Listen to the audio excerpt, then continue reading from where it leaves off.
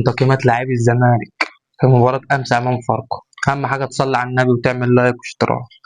هنبدأ طبعا بصبحي. صبحي عمل ماتش كويس 8/10. صبحي يعني دلوقتي هو أفضل حارس في مصر، دلوقتي هو محمد صبحي. عمر جابر 5/10. احنا عايزين باك يمين ضروري جدا. حسام عبد المجيد أفضل مدافع في مصر، والله أنا مش بزيط ولا بطبل، دي الحقيقة. حسام عبد المجيد 8/10. الونش عمل ماتش عالمي 8/10. فتوح طبعا لسه راجع من الإصابة وعمل ماتش كويس، هديله 7/10. كلاعب لسه راجع من وقف يعني، او ما لعبش بقاله كتير، فهو لعب ماتش كويس الصراحه. هو عنده افضل من كده بكتير.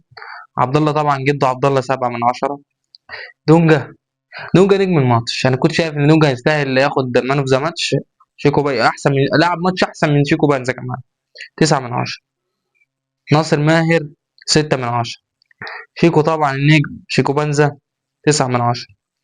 اخوان الفينا 8/10. الراجل ده اساسي ولا هيتغير، هيفضل في الملعب طول ما فيريرا في الزمالك. الراجل ده هيفضل في التشكيله لان هو بيخدم فكره او تفكير فيريرا. الدباغ طبعا 7/10. البدلاء ناصر منسي 5/10. مش ماشيه معاه خالص. ناصر منسي عايز يذبح ولا يعمل اي حاجه، يطلع حاجه لله. 3 كور وكره والجون فاضي وضاعت. احمد شريف عك 3/10. كايت 5/10. انا عايز نفسي ادم كايت يلعب في نص الملعب ما يلعبش طبعا. محمد شحاته 5/10. بنتايج 5/10. فيريرا 8/10. وبس.